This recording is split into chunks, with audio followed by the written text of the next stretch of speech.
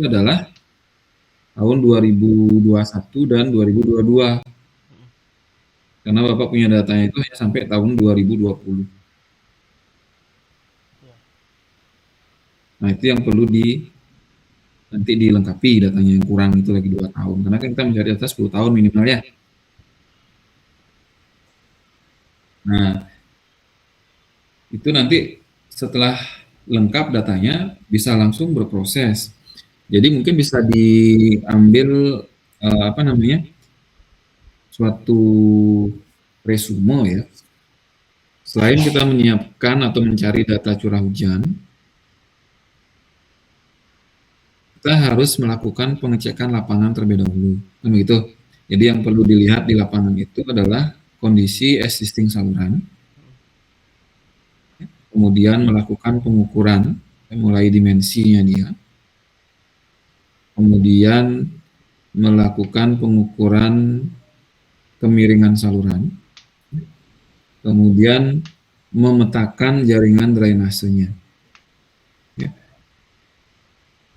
Jadi yang mana menjadi saluran utama di area Tegasari itu, yang mana menjadi saluran utama tuh mungkin salurannya dia kecil sebenarnya ya, mungkin sekitar kalau dianggap di perumahan itu sekundernya mungkin, ya mana yang menjadi tersiernya, mana yang menjadi kuarternya itu harus tahu. Jadi kita harus melihat juga nih, oh arah alirannya ke sini, ya arah alirannya ke sini, yang dari yang kecil ke yang besar ke sini, dari yang besar itu arahnya kemana lagi.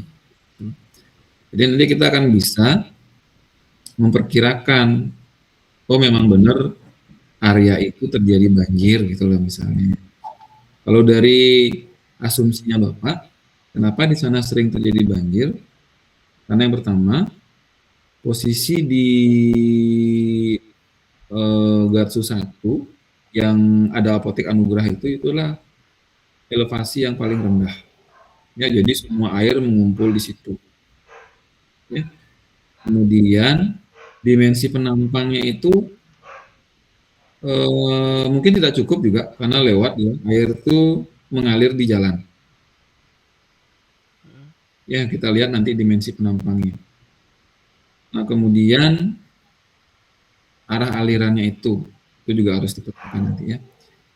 Nah, untuk bisa mengetahui itu, karena kita itu akan berkunjung ke rumah orang, gitu ya. Nanti Bapak akan kenalkan sama apa namanya kliennya Banjar Tegasari. Jadi nanti biar ada orang nanya misalnya ya, kita mau melakukan penelitian di situ gitu loh. Ya, jadi kapan nanti adik-adik mau turun ke situ, Bapak akan infokan ke klien Banjar Tegasari. Jadi pengurus di sana lah. Jadi kita minta izin dulu bahwa kita akan melakukan pengecekan seperti itu. Oke. Nah, kemudian sambil Bapak melihat datanya, nanti Bapak info datanya seperti itu. Kemudian yang kurang itu lagi 2 tahun. Nah, itu baru nanti gerak ke BMKG. Jadi untuk bisa bergerak ke BMKG, itu kalian harus membawa surat pengantar. Ya, nanti surat pengantar penelitian itu sampaikan aja ke Pak Wayan Marke ya. Jadi mohon dibuatkan surat pengantar penelitian mengenai mata kuliah hidrologi gitu dari Pak Dodi gitu aja bilangnya. Nah, untuk dibuatkan surat pengantar ke BMKG. Jadi data-data yang diminta itulah data stasiun hujan yang tadi itu yang 5 itu untuk tahun berapa gitu. Nah, kemudian biasanya BMKG itu akan mengeluarkan data. Jadi ini untuk persiapannya ya ke depannya ya. BMKG itu akan mengeluarkan data untuk mahasiswa dengan membawa proposal. Ya, jadi kalian harus menyiapkan sebuah proposal sederhana dulu di awal. Itu yang nanti diserahkan ke BMKG. Ya, baru dia akan mengeluarkan data. Begitu kebiasaannya di BMKG. Jadi proposal sederhana itu dalam artian bab 1 sampai dengan rumusan masalah itu boleh sederhana dulu.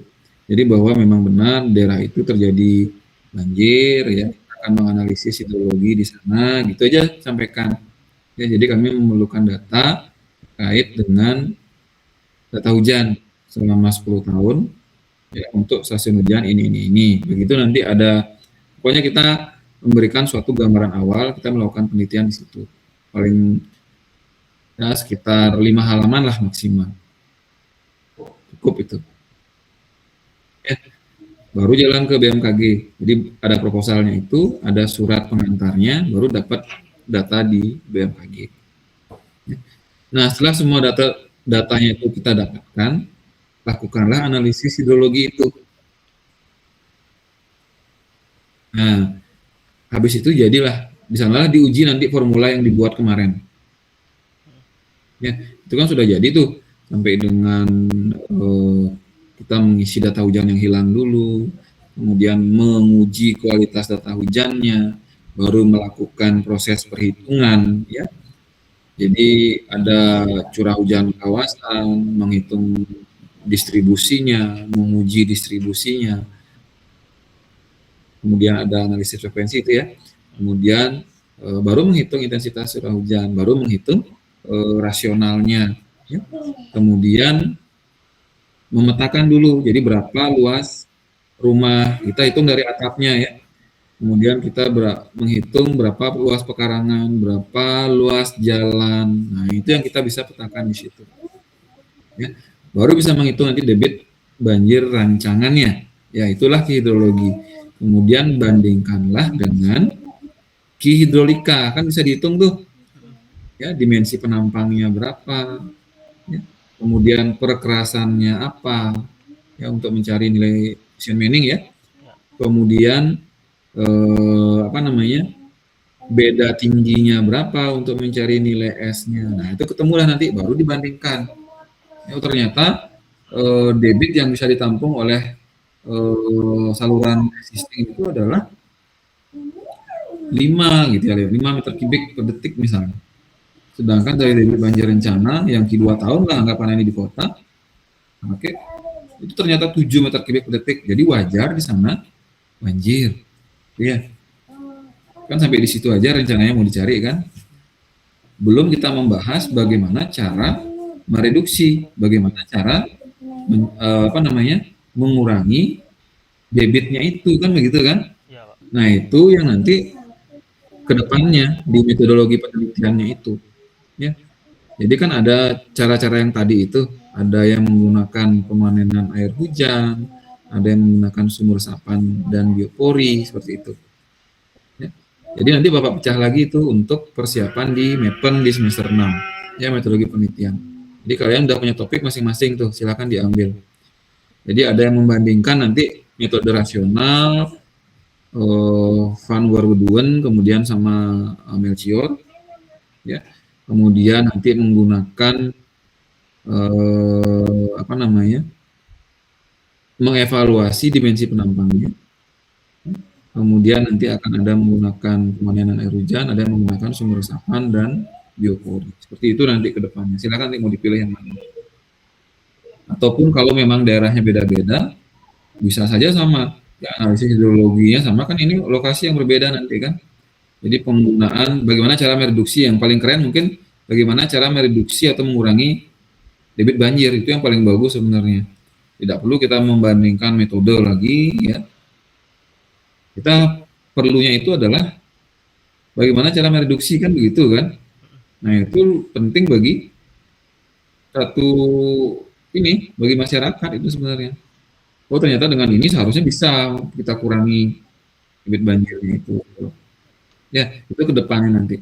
Nah sekarang jadi untuk melakukan penelitian awal ini cukup sampai dengan di membandingkan antara hidrologi dengan hidrolikanya.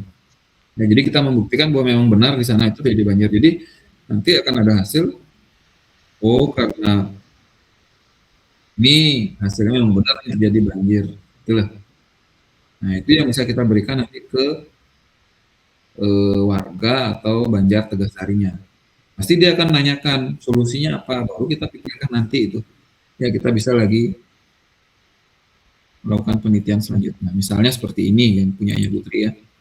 Misalnya seperti ini.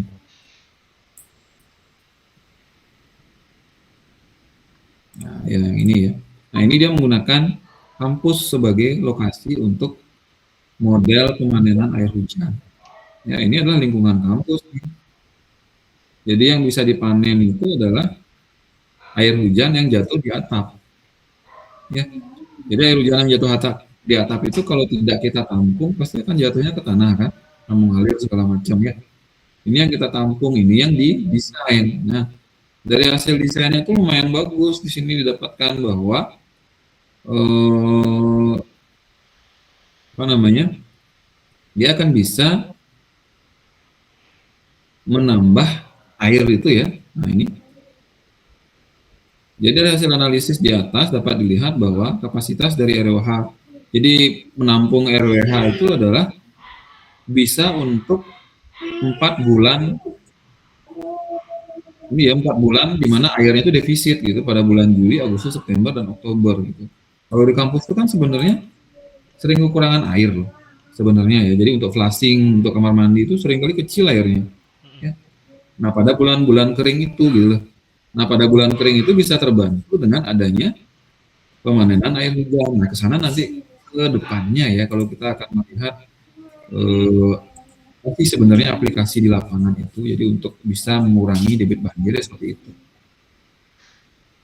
Ya, nanti kita diskusi lagi lah terkait itu. Nah, untuk yang sekarang ini fokusnya adalah menguji formula yang sudah dibuat ya, untuk menganalisis hidrologi dan hidrolika. Nah, itu mungkin gambaran awalnya. Ya, jadi silakan nanti berempat bisa saling koordinasi, kemudian mau turun ke lapangan kapan, nanti diinfo ke Bapak ya. Bapak akan infokan ke pengurus Banjar Tegasarinya. Ya, kalau memang perlu suratnya, jadi mungkin Bapak akan minta Pak, kalian juga minta ya, minta ke Pak Wayan Marco untuk membuatkan surat mengantar penelitian ke Banjar Tegasari. Gitu. Jadi yang ditujukan ke Kuliah Banjar jadinya. Ya, jadi akan ada 2 surat nantinya ya, Kuliah Banjar, surat pengantar itu untuk melaksanakan penelitian. Satu lagi adalah permintaan data. Itu nanti. Ya, nah kira-kira gimana? Udah cukup jelas nggak dengan apa yang Bapak sampaikan? Gini sedikit Pak, apa namanya, kan itu saluran kan banyak Pak ya, Mm-mm. salurannya banyak. Habis Mm-mm. itu jadi kita hitung Mm-mm. eh, apa namanya, hitung debit untuk saluran masing-masing gitu Pak. Berarti masing-masing saluran kita hitung berarti kan? Betul, jadi